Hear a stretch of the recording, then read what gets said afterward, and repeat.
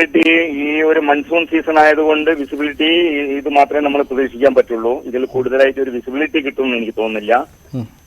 പിന്നെ ഒഴുക്ക് മാത്രം ചില സമയത്ത് മഴയില്ലാഞ്ഞാൽ ഒഴുക്ക് കുറയാൻ സാധ്യതയുണ്ട്.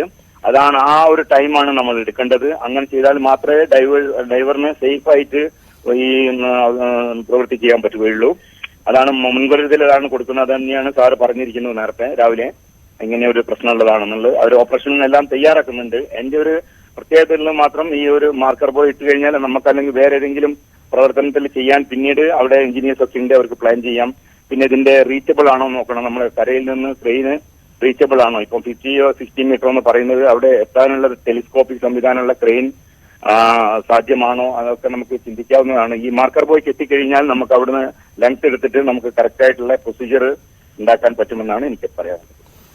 യെസ്, അതാണ്, അത് വളരെ പ്രധാനപ്പെട്ടതാണ്. ഒരു മാർക്കർ ബോയ അവിടെ സ്ഥാപിക്കണം. എന്നാൽ മാത്രമാണ് ഇനി അങ്ങോട്ടുള്ള തുടർ പരിശോധനയിൽ അത് എളുപ്പമുണ്ടാകും. ഇതുവരെയുള്ള സാഹചര്യങ്ങൾ നിരീക്ഷിച്ചുകൊണ്ടാണ് അദ്ദേഹത്തിൻ്റെ ഒരു അഭിപ്രായം പറയുന്നത്. എന്തായാലും ഈ തരത്തിൽ അത് ഈ ദൗത്യ സംഘവും മുന്നോട്ട് കൊണ്ടുപോകുന്നു എന്ന് വേണം കരുതാൻ. എന്തായാലും വളരെ നന്ദി താങ്കൾ ഞങ്ങളോട് പ്രതികരിച്ചതിനും അതിൻ്റെ സാങ്കേതികത്വം അടക്കം കാര്യങ്ങൾ വ്യക്തമാക്കുകയും ചെയ്തത്. ദുർഘടമായ സാഹചര്യത്തിലൂടെയാണ് പ്രവർത്തനങ്ങൾ മുന്നോട്ട് പോകുന്നത്. ഇന്നത്തെ ആക്ഷൻ പ്ലാൻ അനുസരിച്ച് തന്നെ ഇത് മുന്നോട്ട് പോകുന്നു എന്നതാണ് ഇതുവരെ നമുക്ക് പ്രതീക്ഷ നൽകുന്ന ഒരു കാര്യം. ഈ ആക്ഷൻ പ്ലാൻ ഇങ്ങനെയാണ്: നിലവിൽ മാർക്ക് ചെയ്യപ്പെട്ട 2 സ്പോട്ടുകൾ, ആ 2 സ്പോട്ടുകളിൽ കൂടുതൽ വിദഗ്ധമായ പരിശോധന ആവശ്യമാണ്. അവിടെ ഐബോർഡ് ഉപയോഗിച്ചുകൊണ്ട് അവിടെ ലൊക്കേഷനും ഒപ്പം തന്നെ അതിൻ്റെ തീവ്രതയും വലിപ്പവും സംബന്ധിച്ച ഒരു വ്യക്തത വരുത്താനാണ് ഇപ്പോൾ നടത്തുന്ന ശ്രമം. അതിനുശേഷം അതിൻ്റെ തുടർ പ്രവർത്തനങ്ങളിലേക്ക് പോകും. എന്തായാലും ഇന്നത്തെ പ്രവർത്തനങ്ങൾ വളരെ പ്രധാനപ്പെട്ടതായി മാറുന്നത് ഈ ദൗത്യത്തിൻ്റെ ഇന്നത്തെ ഈ പ്രധാനപ്പെട്ട സാഹചര്യം തന്നെയാണ്. അത് വളരെ പ്രധാനപ്പെട്ടതായി മാറുകയും ചെയ്യുന്നു. എന്തായാലും നമുക്ക് പ്രതീക്ഷിക്കാം ഉച്ചയ്ക്ക് മുമ്പായി തന്നെ ഒരു അപ്ഡേറ്റ് പ്രേക്ഷകരെ അറിയിക്കാൻ കഴിയും. കാരണം ഇന്നത്തെ ഈ തെരച്ചിൽ സംഘത്തിൻ്റെ പ്രവർത്തനങ്ങൾ സംബന്ധിച്ച ഒരു വ്യക്തത അവർ അല്പസമയത്തിനുള്ളിൽ തന്നെ മാധ്യമങ്ങളുമായി പങ്കുവയ്ക്കുമെന്ന് കൂടി നമ്മൾ പ്രതീക്ഷിക്കുന്നുണ്ട്. അങ്ങനെയെങ്കിൽ ഇക്കാര്യത്തിൽ കൂടി നമുക്കൊരു വ്യക്തത ഉണ്ടാകുമെന്ന് കരുതാം.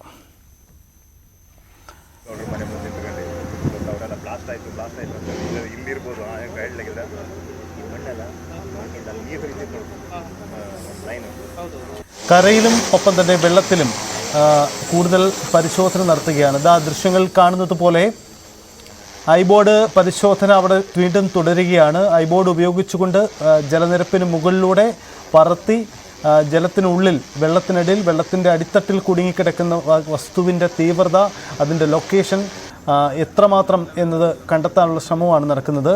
നേരത്തെ ഈ മേഖലയിലെ വിദഗ്ധർക്ക് സൂചിപ്പിക്കുന്നത് പോലെ ഈ കുടുങ്ങിക്കിടക്കുന്ന വസ്തുവിൻ്റെ സമീപത്തെത്തി അത് മുകളിലേക്ക് ഫ്ലോട്ടിംഗ് ആയിട്ടുള്ള ഒരു ബോയ അങ്ങനെ എന്തെങ്കിലും കെട്ടിയിട്ടാൽ അതിൻ്റെ ലൊക്കേഷൻ വളരെ വ്യക്തമാകുമെന്നാണ് അദ്ദേഹം സൂചിപ്പിക്കുന്ന ഒരു കാര്യം. അത് സാധ്യമാകുമോ എന്നത് ഒരുപക്ഷെ ദൗത്യസംഘം വ്യക്തമാക്കേണ്ട കാര്യമാണ്. ഒരുപക്ഷെ ഇന്ന് ഉച്ചയ്ക്കെങ്കിലും മാധ്യമങ്ങളെ കാണുമ്പോൾ ഇക്കാര്യങ്ങൾ സംബന്ധിച്ചൊരു വ്യക്തത തേടാൻ നമുക്കും ശ്രമിക്കാം. ഈ പരിശോധനയാണ് ഇന്നത്തെ പ്രധാനപ്പെട്ടതായത് കാര്യം. എന്തായാലും ഒരു കാര്യം വ്യക്തമാണ്, നമ്മൾ തേടിക്കൊണ്ടിരിക്കുന്ന, നമ്മൾ കാണാൻ ആഗ്രഹിക്കുന്ന അല്ലെങ്കിൽ നമുക്ക് വ്യക്തത വേണ്ട ആ പ്രധാനപ്പെട്ട കാര്യം അത് നദിയിൽ കുടുങ്ങിക്കിടക്കുന്നു എന്ന് തന്നെയാണ്. നിലവിലുള്ള എല്ലാ തെളിവുകളും ശാസ്ത്രീയമായി അപഗ്രഥിച്ചുകൊണ്ട് എത്തിച്ചേർന്നിരിക്കുന്ന വിശകലനം, അതിൻ്റെ അടിസ്ഥാനത്തിൽ തന്നെയാണ് അന്വേഷണം പോകുന്നത്. പുഴയുടെ അടിത്തട്ടിൽ അങ്ങേയറ്റം ദുർഘടമായ കരയിൽ നിന്നും 60 മീറ്ററോളം നീളത്തിലായി ഏകദേശം 10 മീറ്ററോളം ആഴത്തിലായി ആ വസ്തു കുടുങ്ങിക്കിടക്കുന്നു, ലോറി കുടുങ്ങിക്കിടക്കുന്നു. അതിൻ്റെ ക്യാബിനുള്ളിലേക്ക് എത്തി പരിശോധന നടത്തണം. കുത്തനെ താഴേക്ക് കിടക്കുന്ന ലോറിയിലേക്ക് എത്തണമെങ്കിൽ 10 മീറ്ററോളം ആഴത്തിലേക്ക് പോകണം. 10 മീറ്ററോളം ആഴത്തിലേക്ക് പോകുമ്പോൾ അതിശക്തമായ അടിയൊഴുക്ക്, ഒരു തരത്തിലും ഡൈവേഴ്സിന് സാധ്യമല്ലാത്ത തരത്തിലുള്ള അടിയൊഴുക്കാണുള്ളത്. ഏറെ ദൂരത്തല്ലാതെ അഴിമുഖമുണ്ട്. അതുകൊണ്ട് തന്നെ സങ്കീർണമായ, വിവരിക്കാൻ കഴിയാത്ത സാഹചര്യം അവിടെയുണ്ട്. അവിടെ ഒരു പക്ഷേ മനുഷ്യസാധ്യമായ വഴികളൊക്കെ ഇതിനകം തന്നെ അവിടെ പ്രയോഗിക്കപ്പെട്ട് കഴിഞ്ഞു. ഇനി കാലാവസ്ഥ ശക്തിപ്പെട്ടാൽ മാത്രമേ ഒരു പക്ഷേ ഈ മുങ്ങൽ പരിശോധന സാധ്യമാവുകയുള്ളൂ എന്നൊരു സാഹചര്യം കൂടിയുണ്ട്.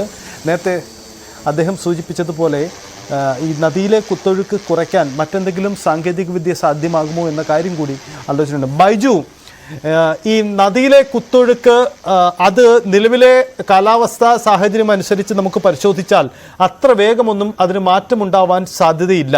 അങ്ങനെയെങ്കിൽ കൃത്രിമമായി നദിയിലെ കുത്തൊഴുക്ക്, അവിടുത്തെ ഒഴുക്ക് തടസ്സപ്പെടുത്തി ഈ പരിശോധന സാധ്യമാകുന്ന എന്തെങ്കിലും ക്രമീകരണം ആലോചനയിലുണ്ടോ? അല്പസമയം മുമ്പ് നമ്മോട് സംസാരിച്ച ഈ മേഖലയിലെ ഒരു വിദഗ്ധൻ പറഞ്ഞത് മുമ്പ് കടലിലും മറ്റും ഇത്തരം ചില കപ്പൽ കുറുകെയിട്ടും മറ്റും ചില ഒഴുക്ക് നിയന്ത്രിച്ചുകൊണ്ടുള്ള ചില പരിശോധനകളും ഒക്കെ നടന്ന രീതികളുണ്ട്. ഇവിടെ അങ്ങനെ എന്തെങ്കിലും സാധ്യമാകുന്നുണ്ടോ? എന്തെങ്കിലും ഡ്രഡ്ജറോ അല്ലെങ്കിൽ ഏതെങ്കിലും തരത്തിലുള്ള ബാർജറുകളോ മറ്റോ അവിടെ കൊണ്ടുവന്ന് നദിയുടെ ഒഴുക്കിനെ ക്രമീകരിച്ച് അങ്ങനെ എന്തെങ്കിലും സാധ്യതയോ അത്തരം പരിശോധനാ സാധ്യതകളോ ദൗത്യ സംഘത്തിന് മുന്നിൽ ഉണ്ടോ? അങ്ങനെ ഒരു സാധ്യത നമുക്ക് മുന്നിൽ കാണാൻ കഴിയുമോ ബൈജു?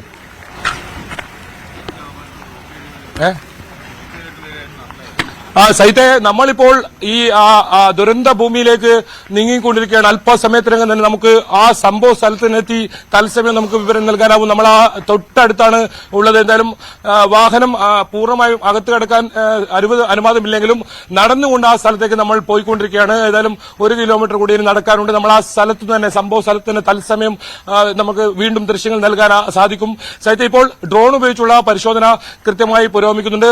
കാലാവസ്ഥ വളരെ അനുകൂലമാണ്. അതുകൊണ്ട് തന്നെ ഏതെങ്കിലും തരത്തിൽ ആ ഒരു പരിശോധനയ്ക്ക് തടസ്സമില്ല.